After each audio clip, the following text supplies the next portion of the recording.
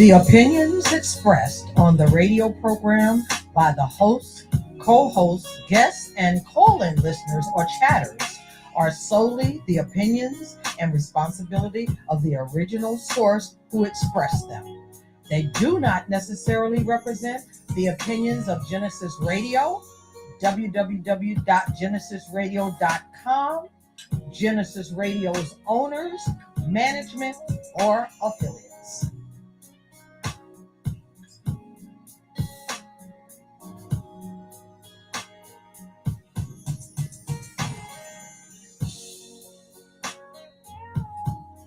It's another Thoughtful Thursday, and you're on the air with Reason for Reason, and I'm your host, Ron Yates.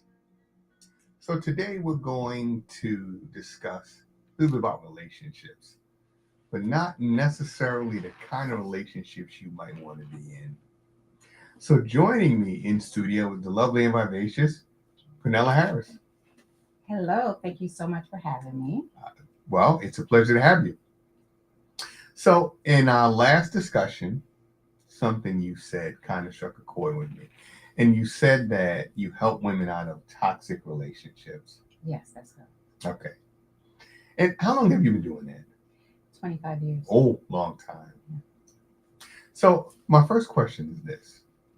So we use that term a lot, toxic, toxicity, that sort of thing. Is there a clinical definition of what would comprise, say, a toxic relationship? So it's not just one definition, but it's any relationship that is unhealthy, that there are power differentials, that you're not getting your needs met, that the dynamic that you are engaged in is not healthy, growing you, helping you to be the best version of yourself. That is what toxic would be. So it's more, there isn't a clinical term because it's comprised of a lot of different things, but anything that is unhealthy is toxic. So would you say it's essentially when you deem it toxic, it is toxic? Well, there are clinical definitions of things that create a relationship dynamic that is unhealthy for most people. But yes, it definitely does have to do with the people who are in the relationship. If they deem it toxic, it's toxic. Okay, so now you talked about, say, a differential, power differential, things of that nature. So based on that framework, how many people in this country are in a healthy relationship? That's a great question. And I don't think we have statistics on that because not everybody is, given a survey about how your relationship is. And then the nature of relationships, right? We're in different relationships all the time because we are interconnected with each other. So that I don't have the answer to. I don't know how many people in the country are in toxic relationships. But I can tell you that my belief spiritually, I believe that we're all put here for our souls to evolve. And the way we do that is through crisis situations. So when you think about the relationships, every relationship is teaching you something about yourself. And part of the self-mastery process is to be in these relationships that things are not quite, the way they should be, but you're learning more and more about yourself so that you can become a master of yourself. And that is the key to breaking that paradigm of unhealthy, toxic relationships. But you got to do the work. Right. Okay, so you said you help women, right? Yes. So based on your experience, is it mostly women who find themselves in these toxic relationships? No, not necessarily. So my ministry is women, right? But that doesn't mean that women are the only person impacted by unhealthy relationship. Again, it's a dynamic. So if a woman is in an unhealthy relationship with a man, that man is also in an unhealthy relationship because it's a paradigm, right? Some people come into your life and bring out the best in you, where some people come into your life and they bring out the worst in you. Right. So it's a paradigm. It's a, where usually these are relationships that are going to teach you something. And that's how I like to approach the toxic relationships. Like every relationship is going to teach you something. And if you're on this healing journey, you start to understand that and even embrace that concept. Mm-hmm. So you say that, I guess it's maybe 50-50 in terms of toxic relationships, men as opposed to women. Would you say it's more so women as opposed to men?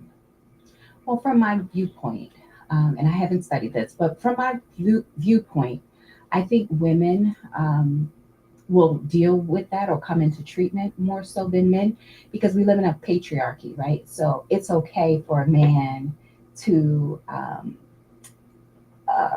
I guess, or not grow. It's there are certain aspects of society that will support men not doing the work and growing. And I say that because there's male privilege in society. We live in a patriarchy. So there's male and masculine privilege, and women are oftentimes, if you look at the statistics, and these are statistics of the most violent crimes, domestic violence, things like that, 90 percentile are done by men. So when I look at those dynamics, it's easy to interpret that the people who will be seeking the help are the most oppressed. And those are the women of the society, the feminine. So that's why I choose to work with that group, because that's where my ministry is called me. Okay, so Ron doesn't like this. well, I just have a question about the privilege, right? So here you have Terry and I, right? So what privileges do we have in this society, right? That yeah, just what privileges do we have in this society as Black men? Well, I'm not going to minimize the struggle of Black men. It's a hierarchy living in a European Dominated country. society. Yes. But, when you look at, and this isn't just to get into that because I don't want your listeners to come at me as if I think that one struggle is it's better than the other. It's a different struggle.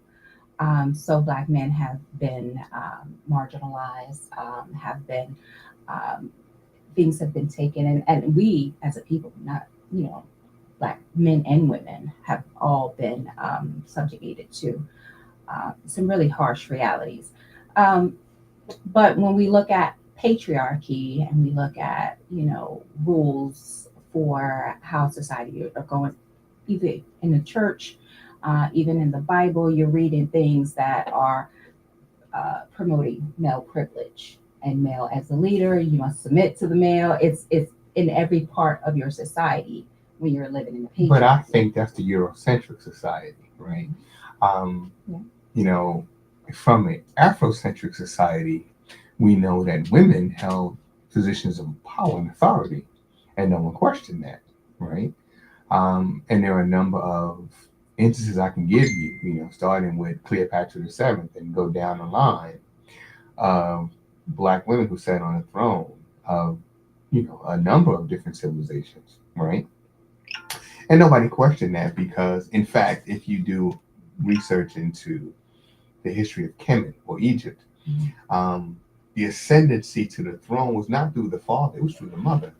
So when you wanted to become the king, you had to have your placenta to prove who your mother was, not your daddy, who your mother was. And that's how you ascended to the throne. So this patriarchy thing, this was something that came out of Europe, right? And is there a male privilege? I would say a male Caucasian privilege. Just look at our current president. The man has 34 felony convictions and he's sitting in the White House. Whereas the average Black man, if you have too many traffic tickets, you're not going to get a job, right? So I do agree with you. In one respect, there is a patriarchy in this country, but I don't know how well people like Terry and I fit into it, right? Because we don't have any power authority in this country. It's something that we as a people have been fighting for generations. Mm-hmm. But it's going back to these toxic relationships. for us as men, certain things are difficult, I guess, to understand. And one such thing is women seem to remain in these toxic relationships for prolonged periods of time. And of course, me personally, I don't understand why that would be, right? I mean, I know there are a number of factors. If the father is not part of the young girl's life, she's seeking approval, attention, validation. But some of the sources that they choose, some of these guys are violent. Some of these guys, Dr. King had a dream. These guys don't have a clue. So, why do you think, in your opinion, they stay in these relationships for so long? Well, you know, being a couples therapist and listening and hearing, there's a number of different reasons that people stay. Go ahead, Tom. No, no, I thought you were trying to tell me something. No, no. I'm like, okay, make sure that I'm okay. No. But there's a number of reasons that people stay. I liken being in a toxic relationship is like playing the slots, right? Mm-hmm. Where, the first time you are, you're winning. You sit down and you start winning and you're feeling good and you're like, oh my God, that's equivalent to love bombing. A lot of times when you get into a relationship, it's beautiful. Right when it starts, they're telling you you're their soulmate and that you're the apple of their eye, and you're winning the slot machines. And then it starts to become less and less. The amount that you're winning is less and less, and then there's a devaluing. So there is an addiction, right? There's a trauma bonding. So you're sitting at that slot machine waiting for your windfall to come again, because when you first sat down, you were winning, winning, winning, and now it's like, I just want to get back to where we used to be. And if you're in a relationship with a emotional manipulative individuals, they have already studied you, how your mind works, and they will give you enough just to keep you. And every time you feel, like this isn't working, they'll rope you back in. So that's one dynamic. The other is sometimes women, and I'm only speaking from that perspective because that's my ministry. Women feel like they have to keep the family together. Mm-hmm. They need to do it at all costs, whether they have trauma, whether they didn't have a dad around and they're trying to, break the cycle. They want to keep their family intact. Sometimes their empathy is weaponized against them, and sometimes they just don't know their worth. Well, no, I've heard that quite often, right? I want my children to have a father, but an abusive father, a drug addicted father, an alcoholic father. I mean, Yeah. let's be realistic. Is it better to have an abusive, drug addicted man, or say man, but individual in the house, as opposed to him not being there? Absolutely not. I'm with you on that one. Right. Sometimes it's better to not have that person and idolize them. Imagine what they could be rather than deal with the toxicity and all that comes with someone who is violent, who is choosing substances. So, Mm-hmm. yeah. That part of it is difficult for me to understand because, I've had family members, close friends, involved in some pretty nasty situations, very violent situations. One in particular, my mother, her best friend, was in a relationship with a much younger man. And I guess she felt, well, you know what, a younger man showing interest in me. They got together, and I don't know if she knew it when they got together, but she quickly found out he was an alcoholic, a violent alcoholic who, when he got drunk, would turn extremely violent. Mm. At one point, he pulled a gun and shot her in the head. Oh my God. Yeah. Now she survived. I guess the bullet didn't. The path of the bullet didn't hit any major centers in the brain, so she lived. But she told the police of somebody else, and they stayed together till he passed away, and then she subsequently passed, several years later. But that sort of activity, I don't know how well that resonates with men, right? Yes, there are men who are victims of domestic violence, right? But I think the incidences of female male domestic violence is pretty low, right? It's usually the other way, and for the most part, you can pretty much tell, right, by the woman's demeanor, or sometimes there'll be the physical signs, and she'll come with the excuse, well, this happened or that happened, but it's clear, right? Yet you say, like, why don't you just leave? You know, I get it. I guess it's the plantation mentality that if I cross these this invisible line, then the slave catchers will be out there looking for me, right? There is no escape for me. Would that be fair to say how it might be viewed? Well, the most dangerous, if someone is in a domestic violent relationship, the most dangerous time for them is when they actually leave. So it's not as easy to just say, just leave, right? Because Mm-hmm. fatality happens, and the statistics of um, them not making it is higher when they leave. So it has to be smart and well planned out, but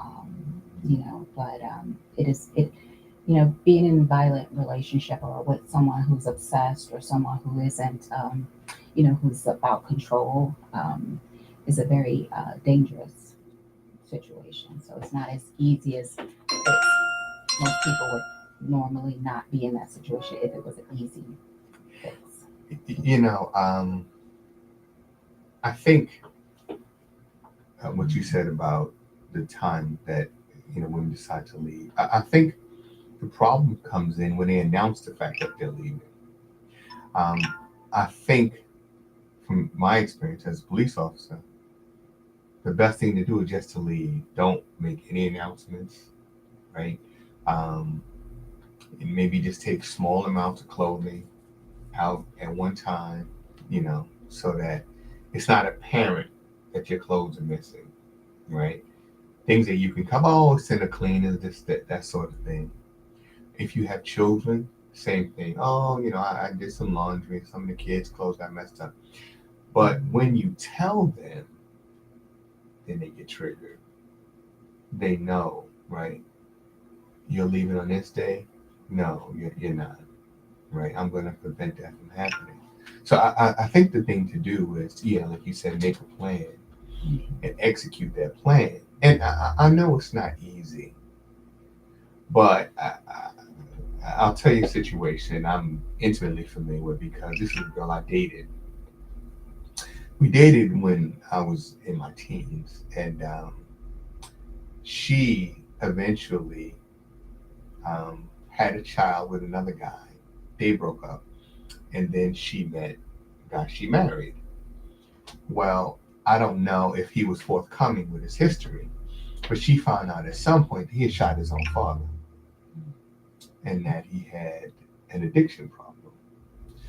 So she used to work like 8 at night to like 4 in the morning, something like that. He didn't work. He would be at home with the kids. What precipitated this, I don't know. I mean, I guess I'll never know. And she came home from work one morning, and he was up, and he was upset. She had taken his car to go to work. Well, the other car wasn't working. There's only one income. What am I supposed to do? She goes in the shower, and he walks in and shoots her. Oh man. Shot her in the head. She didn't die. She ran out and was running, I guess, toward the door to get out. And he fired two more shots, killed her. And then when the police came, his story was brilliant mind he had. He said, well, she came home and was cleaning the gun, took off all her clothes, got in the shower, and then decided to clean the gun and shot herself in the back of the head 3 times. So she died in the house. All of her children were in the house. 4 children. They were present when this happened. I'm sure they heard the gunshots, right? Um, and he, I think, did something like 20 years in jail. Certainly not long enough. But I think that And she and I had talked, and she told me that this was sort of situation that was escalating, right? I'm like, well, why don't you leave? And she was like, well, where am I supposed to go? Back home.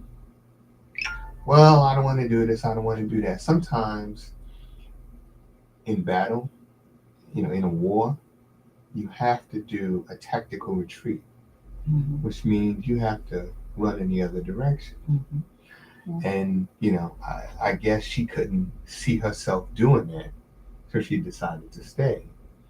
And I mean, I think I don't know, she was 40 years old yet, Mm. you know? Wow. So, stuff like that. That's heavy. Yeah, that's but it shows the darkness of some people, like life Hmm. is not valuable. It's like, wow, Hmm. because you could just leave and that person would survive, you would grieve the relationship, and you Hmm. would go on and heal. So let me ask you this question. So this is your field of expertise. There are different centers in the brain, right? I mean, those that control reason, right? And there's another center that controls emotion. Would you say that in this country, the emotional centers of the brain are overstimulated? Now, I don't think I am probably qualified to answer that. Um, whether I haven't studied whether it's overstimulated.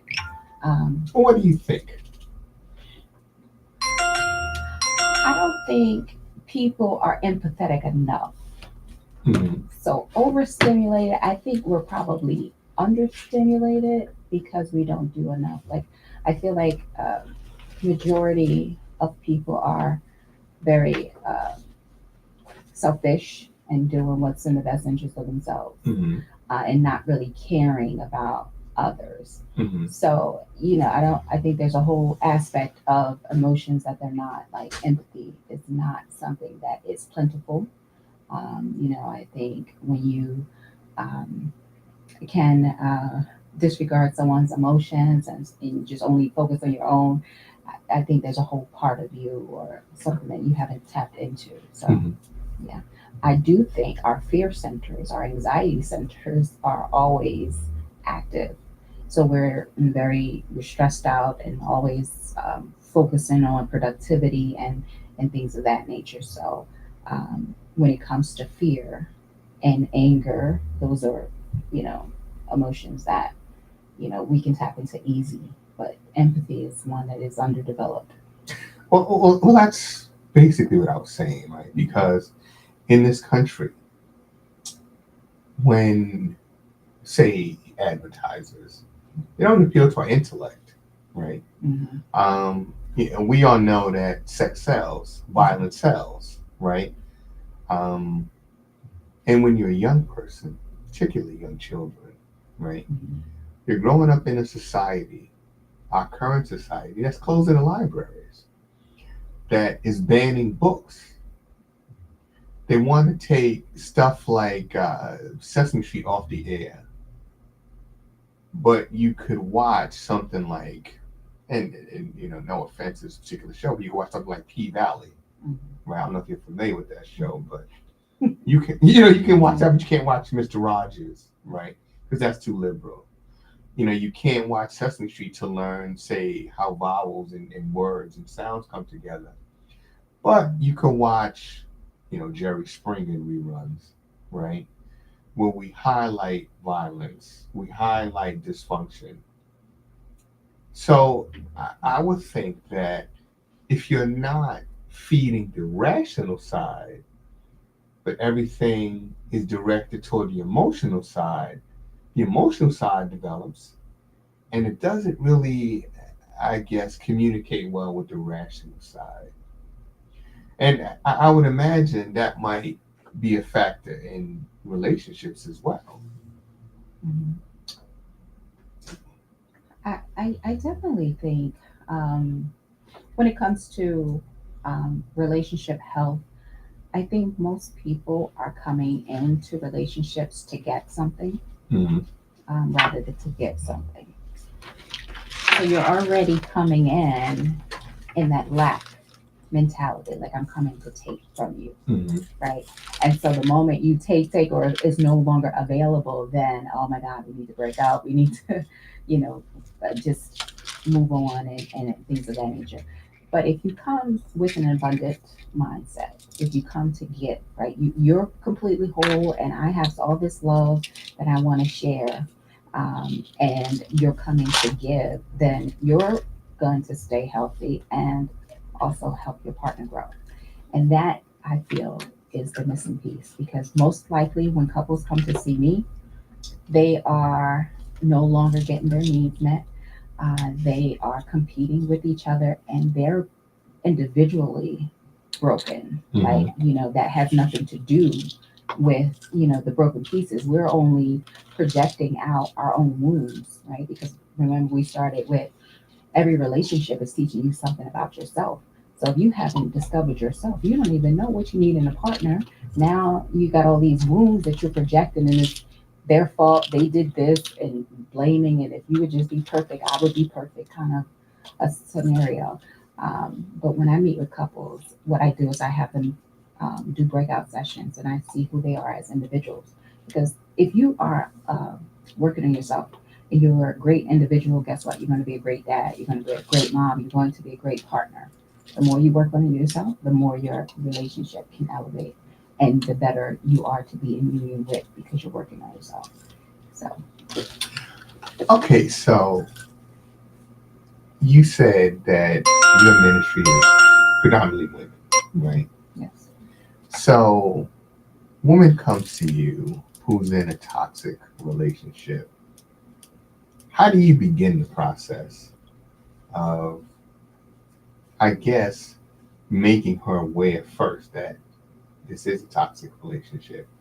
Because I mean, is it that some people don't are not aware that they're in it? Most of them are not aware. Really, most of them. Most of them come in with one issue, and then at the more we speak, all the other issues. It's like the tip of the iceberg, right? You only see Mhm. this part that is emerging from the water, but you look beneath, and it's like There's this a lot, massive. right? Yeah. So most people are not aware. So when I meet with a woman for the first time, what I'm doing is I'm taking inventory of who she is as a woman, who she is in all the roles that she takes on. And the more we speak, the patterns begin to reveal themselves. Mhm. And, I may ask the question, so when's the last time you spent some time alone? And believe it or not, people do not like spending time alone. They don't like their own company. Really? They think, yo, yeah, it's. I remember one client I had. It was like a boxing match. It was a verbal boxing match, just trying to get her to do some self care, and she just felt that it was selfish. She needed to be doing for her children, and how dare she take time for herself? That's just, and a lot of women think that. I thought that at one point as well. Really? Yeah, that, taking time for myself was just being selfish, and that everyone deserved my time but me. Mm. That I never have with men. I'm always so when I'm working with men, I'm always teaching them. Men are really good at setting boundaries. They were born with boundaries. I'm usually teaching men how to care for others, and women how to care for themselves. Those are the two dynamics. So, woman comes to you and she's in this toxic relationship, Mhm. right? But you say most of them don't know, but yet they come to you. So they realize something is wrong. Are you saying they just don't know the extent, how bad it is? Yeah. Usually, when women come in and they're unaware, they're blaming themselves. So they come in feeling that they are the cause of all of the breakdowns in their relationships and things of that nature. Whether they've been blamed by their partner, or whether they just feel like they're not connecting with their partner, but they usually come thinking that it's me. Really? Mhm. And so that's where we start. That's the starting point. Or they come in with depression because they hold it all in, and it starts to wear down on their system. It starts to eat away at them. Sometimes they get somatic complaints and physical symptoms because they're just taking it all in. So, but that's That's all of us, isn't it? I mean, we live in a society that it basically grounds you into powder, right? I mean, you're always under pressure constantly. And today, more so than years ago. So let me give you an example. So when I was a kid, after say 5, 6 o'clock, nobody called your house because they knew that was the family time. That was the dinner time. You were sitting down with your family, having your family meal. You're discussing your day. Your parents asking you, well, what happened in school today and stuff like that. Nobody bothered you during those times. Nowadays, you have a computer, you have a cell phone, you have some other device that's constantly going on. We need this right now. We need this report. We need this assessment. We need something right now. So you find people that'll get off at say 5 o'clock, or will be working to midnight, taking stuff home with them, right? And of course, it's going to have a negative impact on your relation with your significant other, who's saying like, well, wait a minute, when are we going to be able to spend time together if all of your attention is directed toward your job? And of course, the counter to that is, well, I need a job, right? This job pays fairly decent. So what am I supposed to do? Well, that is a very common dynamic, especially when you have overachievers in a relationship because they don't turn off and they haven't set healthy boundaries with work. And it's probably other areas in their life they haven't set healthy boundaries. But again, still on that same accord, every relationship is teaching you about yourself. Hmm. So if you're constantly going to your partner and your partner isn't making any changes, you can try couples therapy. Or this might be a lesson for you to say, hey, I've tried to come to you with this issue and I deserve to be prioritized. And since you are not willing to do that, then maybe this isn't the right course for me. Hmm. So. But But sometimes, I'm sorry, but sometimes what we do is we keep traumatizing ourselves and we keep fighting and foaming at the mouth and trying to make people do what they don't want to do. Mhm. And that's how these relationships become toxic because we're trying to control rather than setting healthy boundaries. Healthy boundaries says, hey, I'm worthy, I'm a great partner, and here is what I offer. And if you're not willing to meet me, then I need to offer it somewhere else. But people will try to control, manipulate, and do add all these toxic things, and then the relationship is you end up hating each other for only you wanting to connect, Mhm. but went about it the wrong way. So, but even though I guess the bulk of your practice is women, you do couples therapy. Yes. So that means you work with, the male, member of the relationship. Yes. And okay, so we're going to take a little bit of a detour, right? Because again, Uh oh. I said there are things that I don't really understand these relationships. Okay. So for now, this has been said as long as I can remember that women do mature faster. 10 years. I'm not sure if I believe that, Okay. right? Okay. Because I know a lot of women, oh, I should say a lot of girls that were my age when I was a teenager. I think at one point I was much more mature You than they could be were. the exception. You could Well, be the thank you. exception. But I just felt that I was much more mature because I just felt like, I mean, I'm not into this silliness anymore. Mhm. So for me, I tended to date older women, Mhm. right? But now, so for a lot of young girls, right? Because we live in I guess, a romanticized society, they're already planning a wedding at 17, right? I want this amount of flowers. I want 9 bridesmaids, right? This is all in the works, right? They're envisioning this. And they say, well, I want my husband to be a lawyer, right? Or, some, by American standards, successful individual. Okay. Well, that's junior high school, high school. college now. Go to college and you do a little dating in college. Nothing, that seems too promising, right? Graduate college, and then you know what? I'm going to go back postgraduate. Go back, get a secondary degree, and now it's like, well, okay, I'm secure in my position. I've, put away some money, have my finances secure, have my own house, have a nice car. Now I want a significant other. Sounds good, right? Mm-hmm. Problem is, at this stage, now the value system has dropped quite a bit. Now, all right, he doesn't have to be a lawyer. Now he can be a corrections officer, right? Legal field, right? Mm-hmm. Well, at some point, okay, you know what? He can work at McDonald's, but he's got to be at least a shift manager.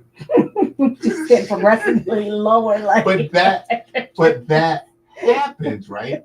It happens often, right? He just has to have a pulse at this point. That happens too, right? You find a lot of women who are saying, "I'm going to take."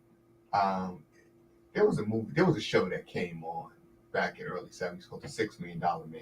Mm-hmm. And what they did, this guy, he was an astronaut, he crashed, and they used parts to put him back together, bionic parts, right? Right.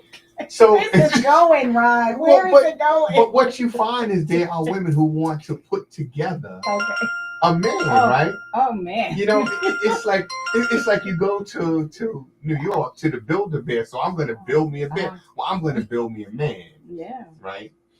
And I'm going to take this individual who's not quite a shift manager at McDonald's yet. He's the fry guy. Okay. Right. And I'm tired of being alone. Right. I'm tired of making all the decisions, doing everything alone. I watch TV alone. I go on vacation alone. I'm tired. So now the fry guy don't look so bad. Mm. Right. And he comes to you with really not much. Mm-hmm. Right. Yet, okay, I'm going to let you into my home. I'm going to offer you all that I have. And then in your mind, he's going to change. Right. Mm-hmm. He is now going to give up the fry, and he's going to go to school. He's going to get that degree. Mm-hmm. Right. He's going to be well paid, he's going to do all these wonderful things. We're going to have a family, 2.3 children. We're going to get a house with a picket fence. But when that doesn't happen, don't forget the dog named Fifi. That's the dog. You got to have the dog, right? Fifi. Now, when that doesn't happen, then you see the frustration, right? Yeah. I gave so much to him and I'm getting so little back. Yeah. But if you start with a deficit, mm-hmm. what do you expect to accomplish? Yeah. You hit the nail on the head. Because that is codependency at its best, right? And even though the intention was, hey, I'm going to do, there's still a bit of manipulation. I'm doing this so that I can get in return. So I'm doing this, and maybe he one day will appreciate all that I'm giving. And when that appreciation isn't given, I've been robbed. Mm-hmm. But again, every relationship teaches you something. And that is a hard lesson because you don't give a lot of your life energy and life force and dedication to that, and it didn't come out the way you wanted it to, rather than attracting, because that is a woman who's chasing love, who's trying to achieve love, who's trying to earn it, right? The more that I do, right? And that's a masculine energy. Mm-hmm. So you see a lot of overachieving women, me being one of them, in their masculine energy, and what they do is they will attract a feminine man. Now he might have a beard and big muscles, he might be a hard worker, whatever, but the energy it isn't based on the gender. They are in that gimme energy, that receiving energy.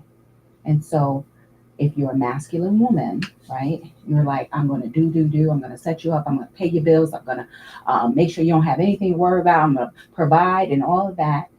The man is just taking. And the way men love, right, is a lot different from the way women love. Women is Oh, wait. Hold on. Uh-oh. Let's talk about how men love. Okay.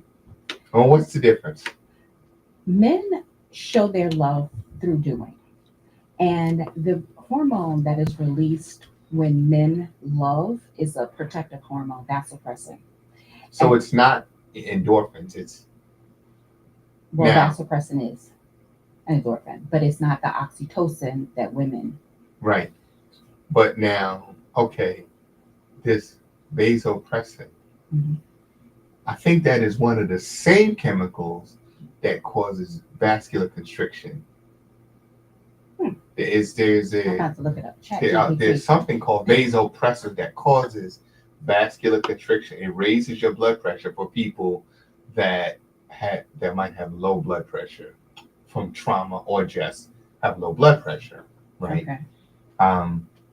So you say that men release this hormone or this endorphin by giving. You're right. Look at that. I just looked it up. Vasopressin. Yes. Mm-hmm. I'm sorry. Go ahead. Oh, okay. So I look. Ryan is schooling me here. I got research to do. Well, you know what? I worked in the medical field, like I said, right? So I remember some things, Yeah. you know. But okay. So so you're saying that we get this from giving. What about women? Is it from receiving? Yes, it is.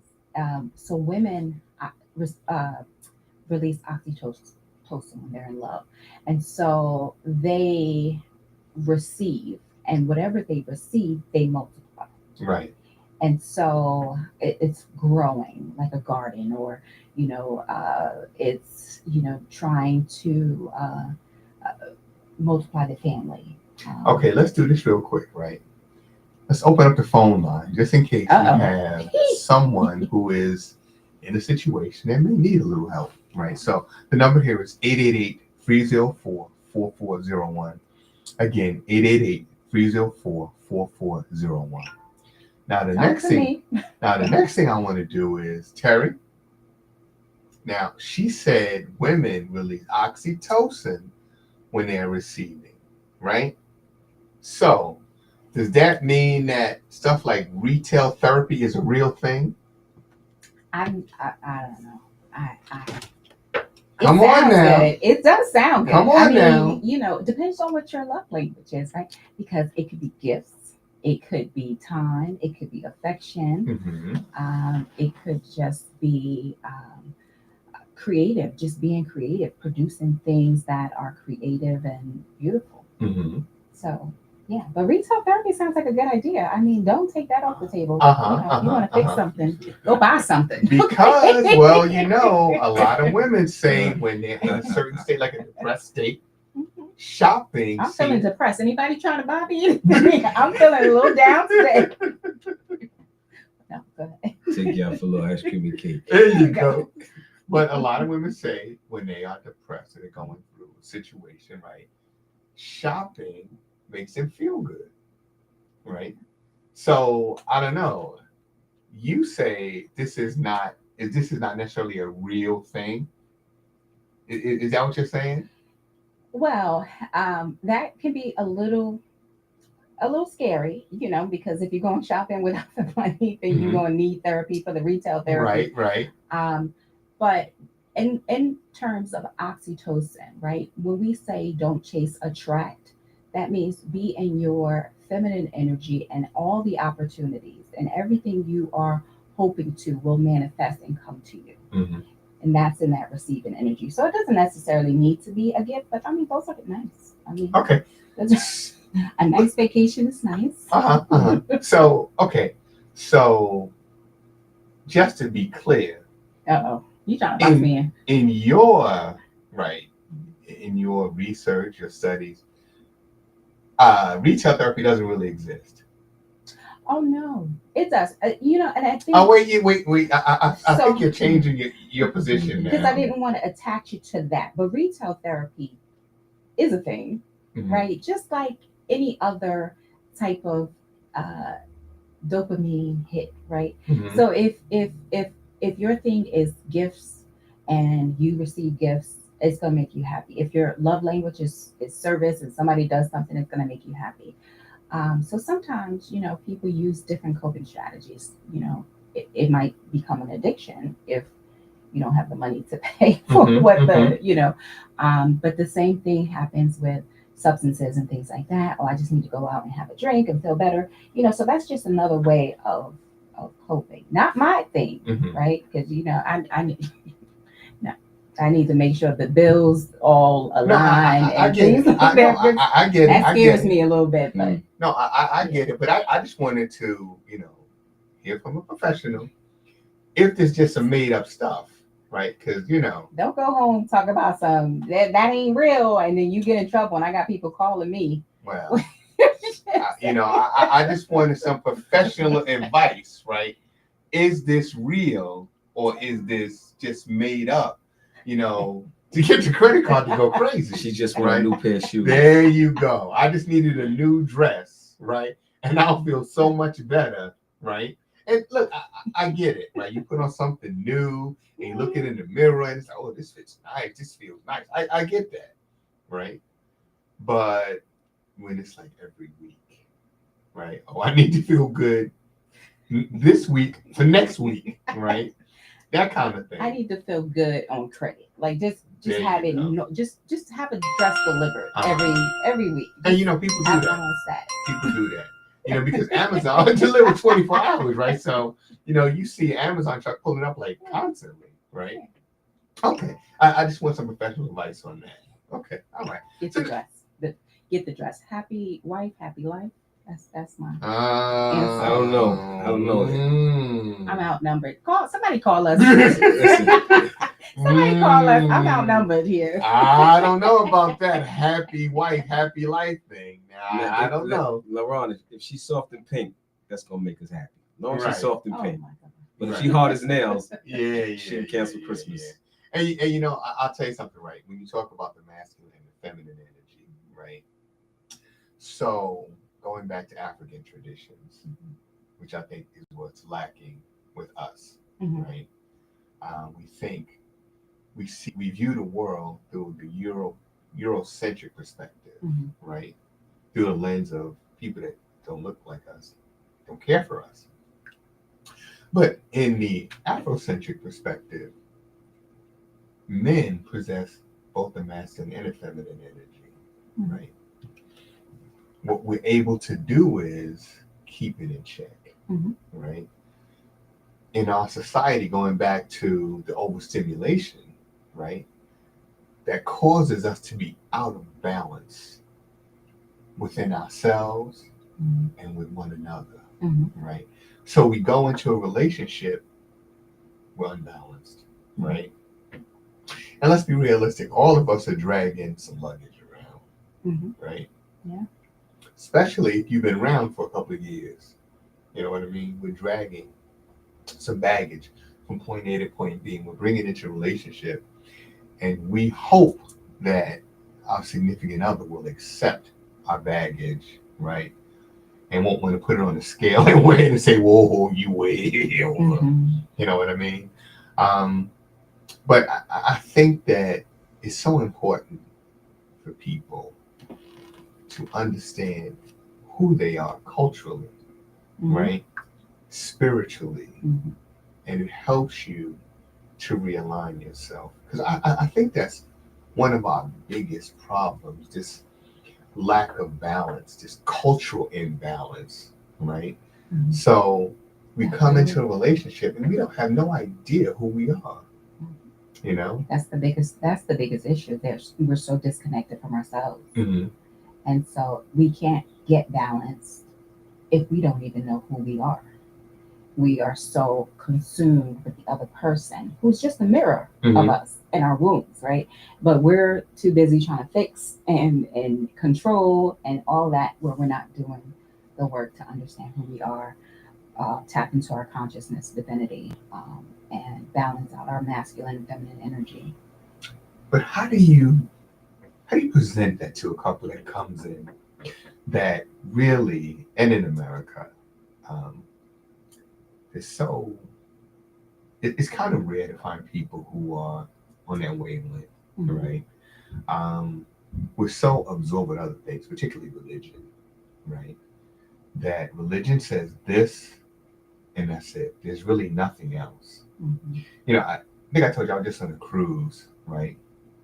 And while I was there, I like to play cards.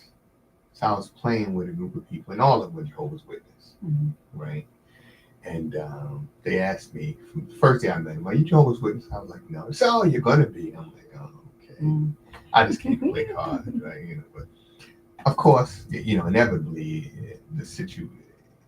the religious aspect arrives, and they want to talk about that and tell me, how great it is to be part of this particular religion. And what I said to them is, I'm not part of any religion, organized or disorganized, right? Because I think it is one of the major sources of division, right? If you're a Jehovah's Witness, you're not going to come to visit somebody's church, even like funerals or weddings. I can't do that. Why?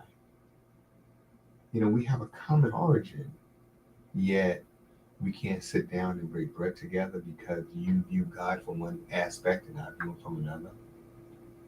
So, how do you present that to them and get them to realize we can fix our situation if we first fix ourselves by realigning ourselves? Well, if they're open to it, right? Because it's like tilling hardened ground, right?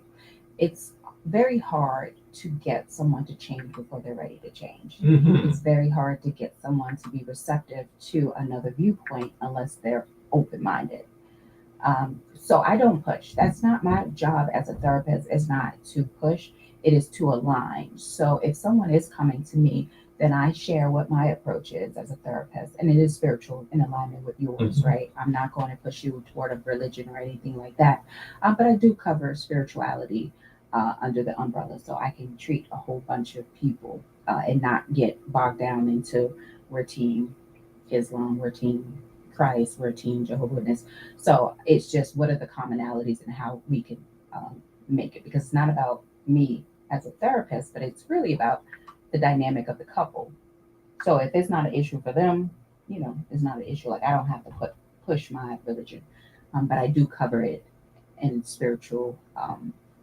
I do present spirituality as part of how I treat couples. But I always ask for the invitation, because when you try to push things, people would immediately put their guards up and block it. So I always invite. I invite you to the conversation. I invite you to my space, and when you come, you're coming, willingly and not feeling like you're being attacked. So that's just my approach. My very feminine approach, by the way. That's okay. It's all right. That's all right. So, okay. You go on social media, right? You see people who have been happily married for 60, 70 years, some longer than that. Yeah, that's beautiful. Yeah. And these are the couples that are in their 90s, 100 years old. What happened? Our grandparents, great grandparents, committed to one another and stayed. And times were tough. We're talking slavery, we're talking Jim Crow, we're talking segregation. And yet, when they got home, I guess they managed to shut out all of the noise and say, well, this is our little domain, right? And we are not going to allow what's going on out there to come past this door. So what's happening with us now? Why they can make it 60, 70 years and we can't make it 60 seconds? I think that one is a complex societal attack toward the Black family. When we're specifically talking about the Black family, because there was the introduction of the welfare policies, and then there's the prison to pipeline, the School to prison pipeline. schools, yes, school to prison pipeline, and there was just a lot of messing with that. And then now you have competing forces. Now, you have women, Black women, oh, I don't need a man. You have Black men, oh, Black women won't submit. So you have a competition, and it's like anytime there's competition, right, there's a lack. There's not an abundance, not a growth mindset, not a collaborative mindset. It's like I need to win at all costs, and it's harming the union. We are better together. We have gifts and strengths that each of us need, but we can't see that because we're just looking at the differences. Mhm. And so instead of one coming in union with ourselves, right, our masculine and our feminine, that balance that you were talking about, Mhm. instead of doing that work on ourselves so that we can attract and be healthy, we are pointing the finger. See, this is what your problem is. This is what your problem is, and we're just missing the mark. Missing the mark there. Okay, so since you said we're better together, so you have a client that comes in that has been in a number of difficult relationships. Mhm. And this is what I find, right? I think that for a lot of people in general, the energy you put out is what you attract. Mhm. And typically we attract the same thing over and over So you learn that until lesson? we change who Mhm. we are. Yeah. So if you have a woman who comes to you who's been in a number, like a slew of unsuccessful relationships, I mean, do you still tell her that, you still need a man in your life? I would never tell anyone that. You don't? No. Um, because that's not how you get to heal. Healing happens in solitude. Distraction happens when you're constantly jumping from one relationship to the other, and you don't take that time out to really look at yourself and say, "What I need to identify my own toxicity," because it can't be everybody. Mhm. I got the same issue over and over again, and it might not be everybody. It might be me. I might be the drama. So when you start to look at that, and this is the one thing that when I talk about my divorce, so I've been divorced now for 4 years, but I don't talk about it in a way like, oh, my ex did this to me, my ex did that. Here's what I allowed. Because when I talk about my own toxicity, I talk about my healing process. My ex was just the mirror. I allowed myself to not have a voice. I allowed myself to be mistreated, disrespected, because I didn't have good boundaries. Wasn't he just took. People won't take as much as you give them. So if you start to learn your worth, your value, then you start to protect your worth and your value and say, hey, this is what I deserve. I'm worthy of my own time and I'm worthy of respect. And this is what I'm not tolerating. And so when you start to move through life, whatever's not in alignment with that will fall away. You won't even entertain toxic because I'm just not attracted. I don't care how good you look. I just give it a little toxic. Okay, so now that's interesting because, I mean, you're a clinician. You went to school and you studied for years to understand the dynamics of a relationship. And yet you say you kind of fell victim yourself. Mm-hmm. And one of the things is we're still having this human experience, right? Mhm. Because when you're talking about toxicity, you're talking about narcissists, that's a spiritual battle. And so part of this journey is for your soul to evolve. And sometimes that evolution happens with you being starved for the very thing you need to find, which is self-love. There's no Calvary coming. There's nothing you can study it all you want, but living it is a whole different ball game. And so you're not absolved of the human experience. You're living. And I think that gives me even a more of a understanding and a different viewpoint to be able to help. And this is how we get into purpose work, right? Because God will take you through some difficult times. You master that, and now I can give back and help other people master that. So it's self-mastery first, and then, hey, I'm giving back, and that's how I find my purpose. Okay. TP, do you have a question? I'm just enjoying the conversation. Ah. You know, I'm gonna have to get her one-on-one. You know what I mean? You know, because she's bringing out some valid points here, Yeah. both sides. But you know, we gotta dig a little deeper. You know what I mean? I might need a session. Yeah. You know. So do you do like men only sessions, like so they're in a relationship, but do you see them sometimes separately, or are they always together? Yes. So the way I structure it, I meet everybody at the same point in time. We, talk about some of the issues, and then I have breakout sessions for each. So yes. Because and then we come back. Because you're not going to talk too much while the other person is present. You're going to be like, yeah, yeah, well, yeah, okay, whatever. But now, when in my case she's not there, right, then you could just let it all hang out. Yeah. Okay. Yeah. So you do that. Yeah. And then I encourage, because again, I don't want to be the thing that is in between the relationship. So anything that is shared with me in private, I am going to encourage that they also share, because that's what you're here for, to reconnect. Mm-hmm. So I don't want to be the keeper of the secrets, but I don't share, but I encourage them to have that conversation. Yeah, conversation. Okay. Well, I guess those conversations need to be had. You know what I mean? Mm-hmm. Because you have two people lying in bed, and one's thinking one, one's thinking one, the other's thinking completely opposite. You know what I mean? Those trains are on the same track. You know what I mean? Yeah, communication is important, and it's a skill that we often don't sharpen, because we are, like, I'm trained to communicate because that's my training, but a lot of times we stop listening, and that's the biggest part of the communicative process, is to actually hear and understand what that person is saying, and then communicate so it lands on the other person's ears. A lot of times, I hear, well, I didn't mean it that way. If communication was all about your thoughts, your intentions, then you wouldn't need to communicate. You just think, right? You could think your own thoughts. You got a voice in your head.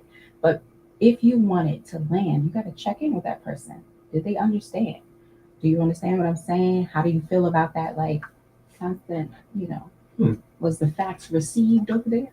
I like that. I like that. Yeah, I have to remember that, because I mean, that's something that sometimes we just take for granted, that someone understands what we're saying or what we're trying to convey, right? And that we miss the mark a lot with that. Yeah. Okay. All right. Well, this has been very interesting, right? I mean, it's unfortunate that, at least to me, that we have to talk about the toxicity within relationships. I mean, relationships are hard enough as it is, but when you add, these additional factors, and I'm not one who is, I don't like some of the new trends. Like I don't really use the word toxicity very often, because it becomes a novelty, right? Like, people talk about toxic masculinity. I have no idea what that is. I mean, you're born a man, right? And you develop, um, you develop masculine ways, right? I don't think there's anything wrong with that. I think that our society wants to devalue one and elevate another, and it only causes discord, right? We can't rise together. It's always got to be one as opposed to the other. So some of these newer, I guess, terms and beliefs, I just completely reject them. I mean, I'm an old school sort of person, right? So to me, if something is broken, if you want, you can fix it. If you want. But I think that, going back to our grandparents, great grandparents, they wanted to fix their situation. Mm-hmm. Today, I don't know if we really want to, right? Because you constantly say doing the work. Well, how many of us are actually doing the work? How many of us are looking in the mirror at ourselves and saying, what do I need to change? What will make me a better person? What would help me, say, spiritually, emotionally, psychologically, right? A lot of us don't do that, because we live in a society that stimulates emotion, right? Physical beauty. Mm-hmm. I really talk about, you ask people, how do you feel? You never ask them, hey, what do you know? What do you think? So, we get into these emotions, but nothing about up here, right? And I find that in a lot of relationships, you've been in this relationship 5, 10 years, and you realize, I don't know who I'm living with. Mm-hmm. Because we've never really had a real in-depth conversation about who I am Mm-hmm. and who you are and where we're going together, right? I mean, it's just, we get comfortable. Well, you know what? It's cool, you know. But, another 10 years and you still don't know who I am, Mm-hmm. So I don't know. I think it's just a willingness to make it work. Commitment is definitely needed, but actually getting to know who you are. Like the relationship comes secondary to the one you have with you. So if you are exploring yourself on a deep level, if you are pouring into yourself, um, who you show up as in the world is better. And that's in any situation. But if you are not happy with you, you're going to be destructive. You're going to tear people down. You're going to be insecure. You're going to be competing.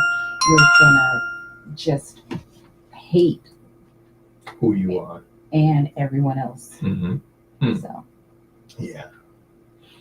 Well, it's getting close to, I was almost 6:30. time flies when you're having fun, right? It really does. Yeah, it goes by so quickly, But I really appreciate you coming on. Absolutely. And Thank you. well, no, you're welcome. And talking about these things, because these are conversations we have periodically, but it has to be an ongoing. It has to be repetitive, right? Because I think that's how we learn repetition, Mm-hmm. right? So these are conversations that have to be ongoing, to. I mean, because there could be somebody out there that's listening who really isn't ready to pick up the phone. Right. That we call them that silent listener. Yeah, Mm-hmm. right. There's a whole lot of silent listeners out there. It's really not ready to pick up the phone, but heard something today that might stimulate them to say, you know what, let me do some reflection, right?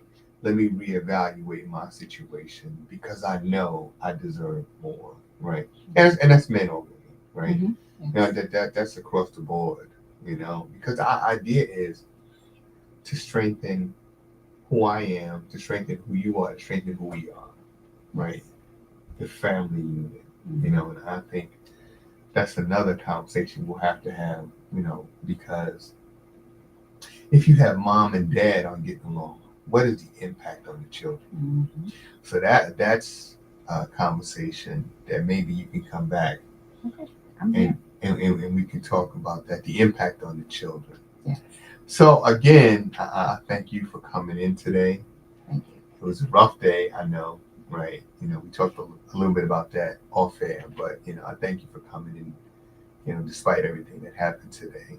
So I hope to have you back again soon. And I know Terry, Absolutely. Sure, absolutely. He's coming for a breakout session. Right? I adore you guys. Thank you so much for having me. And thank you so much for coming. So, folks, I hope you heard something today that will strike a chord and make you do a little self-evaluation and tell yourself or assure yourself that I am better. I deserve more. And when you know it, when you feel it, it'll come. There's an old African proverb that says, when the student is ready, the teacher will appear. Or when you are ready, then those things that you want will appear. So I hope to see you right back here next Thursday for another Thoughtful Thursday. I'm going to talk about some real serious issues. So y'all have a good weekend, and I'll see you next week.